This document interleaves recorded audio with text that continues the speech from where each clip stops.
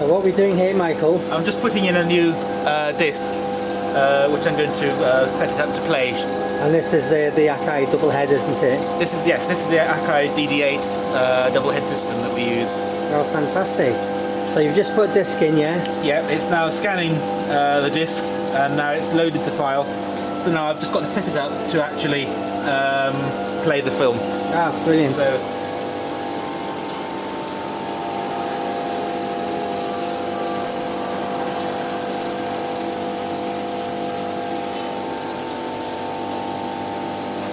I set it up as Reel 7 because this is going to be Reel 7, and then I will then set it up for the 12-foot start.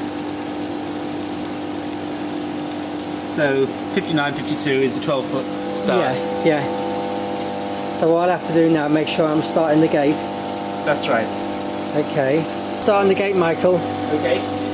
So I will now reset the biphase bus. So I press reset, it resynchronizes, and then I connect to the bus. And so we should be in sync. So if I inch the projector down, it will... If you turn it one frame, it will roll one frame on here. Okay, has it done it? Yeah, we come 2 frames. Yeah. 4 frames. Fantastic.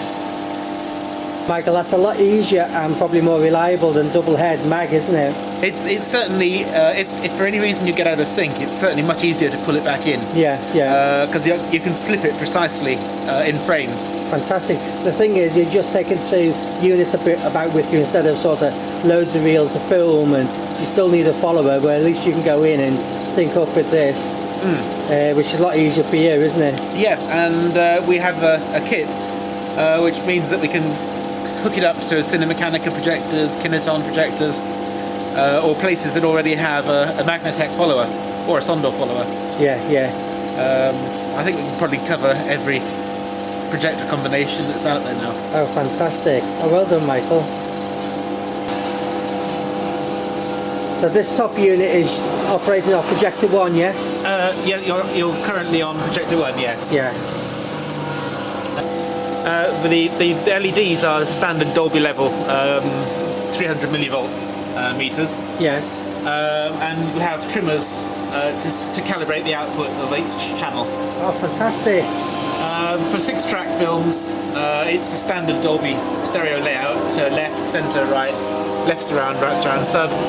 And channel 7 and 8 are carrying an LTRT analog soundtrack. Oh, you've thought of everything. Yes. That's fantastic.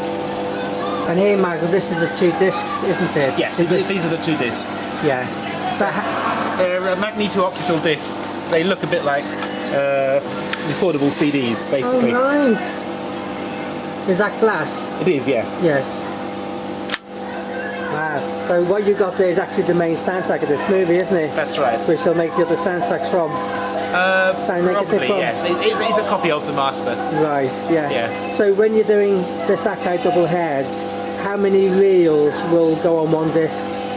If it's a 6-track with the 2 analog tracks, then it's basically 1 reel per 2.6 gig disc. Oh, right. Well, So one reel each side. Oh, so it's reversible. Yes. You normally have track 1, reel 1 on one side, reel 2 on the other side. Well, no, because it's reel 1. Oh yeah, of course, reel 1 3. and 3. Yes. Yeah, because you got to do a changeover. And 2 and 4. Oh, that's really good. So it's like on this movie, can't mention the name, but this movie it's 8 reels, so you got 4 discs. Yes. And the discs, the individual reels can be edited together on a hard drive, which goes in this slot here. That's right, so that's a proper hard drive. That will take a whole feature. That will take a whole feature, yes. And so we use a hard drive where the cinema has a long play system. Oh, fantastic. Oh, thanks a lot for that, Michael. Okay. Thank you. There's another piece of machinery that goes with this. It's called a DL1500. Oh, yes. And it's an editing system. And that is what we use to edit the individual reels into a long project. So you do that Dolby. Yes. You put it all together so you can actually go to a normal cinema as one projector. Yes. Right, and obviously the projector's got to be very careful not to put one frame off. That's true, otherwise there'll be a sync slip. That's right. And it works very well because I know from all my friends who've run it, it works really, really well. So how long have you been doing this, Akai? I've been doing it for about a year and a half now. Because it's something Dolby's pioneered, isn't it? It is, yes. Oh, that's really good. Michael, just before we go, a question I must ask you. How do you actually connect it up into the theatre sound system? That is quite simple, although we do have one stipulation, and that is that the cinema must be capable of showing Dolby Digital. Yes.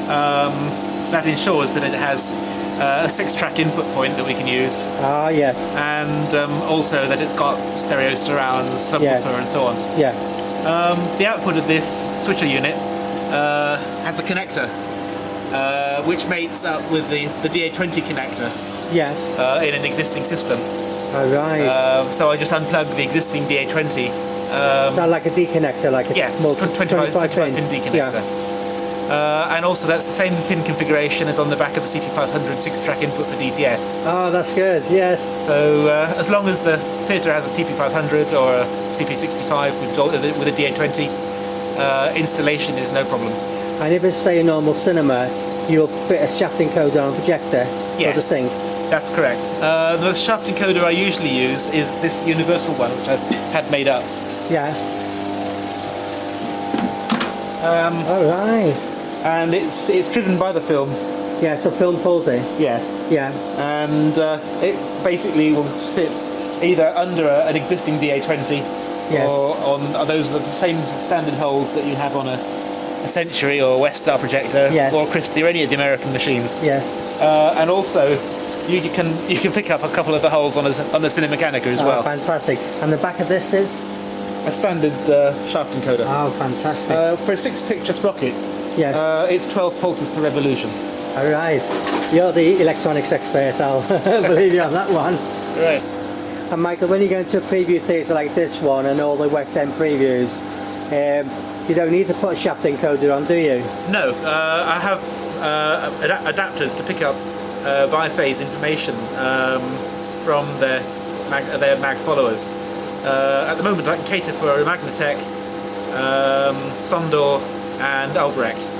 Alright, so that more or less covers everything, doesn't it? Yeah, kind of. Yeah. The only thing that it doesn't cover is the old RCA Summertone. Oh, there's still some of those left? Yeah. Really? Yes. Good. And they're driven by Selson motors, and so I can't do anything about that. So so then I use my film readers. Alright. So you need to have two then, wouldn't you, for preview theatre? Yes. And can you get them on the projector okay?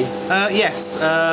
What I do at Columbia, I just undo the top spool arm, Yeah. slip my bracket under it, which Yeah. only lifts it 6mm, and then put the top spool arm back on. Because the problem there was that if we used the Cat 700 adapters, then it would put his top spool too high and it would hit the roof. Oh, that's no good, is it? No. So it's not. But Yeah. on an FP30D and an Yes. FP20, Yeah, it's easy to... yeah, you just undo the sprocket, grub screw in the sprocket, Oh, yes. undo the grub screw in the pulley at the back, Yeah. and slide the shaft out. Put your new shaft in. Yes. And have the shaft encoder on the back of the shaft. That's right. Ah, yes. So you can do anything then, Michael? Yeah. But I knew you could anyway. Oh, that's really good.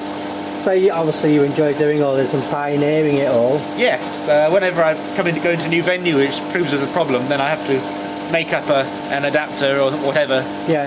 to solve the problem, usually at 1 or 2 days notice. Oh no, yeah, it's never a bit any more than that, is it? No. Oh, that's brilliant. And you've done some of the major shows in West End, haven't you? Yes, the first important screening in the West End was a film at the London Film Festival the year before last. Oh yes. That was, I can't remember what the film was called. It was about some sort of guy's granddad that could make things levitate. Oh yeah. The film was pants, but Yeah. it went down very well, and that was our first major public screening good. with the double head system. You've done a lot for UIP, haven't you? Yes, the most recently, Bridget Jones, we had basically a 6-week booking on it for that. Wow. Didn't you run the premiere on Akai? We were going to.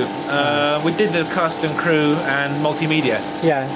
but at the last minute they came up with some show copy, Married Prince, Oh right. and so we looked at them and they deemed the picture was good enough Yes. to go with, so they ran with that. Oh, fantastic. I was a Oh, bit disappointed because I'd like to have done it. yeah, yeah. Oh, what a shame. Anyway, thanks for that, Mike. I'm going to have to stop now because I've got another changeover to do, as you can see. Coming to the end of the reel. But thanks for explaining to me all about the Akai. I think it's marvellous. My pleasure. Thank you. Thank you.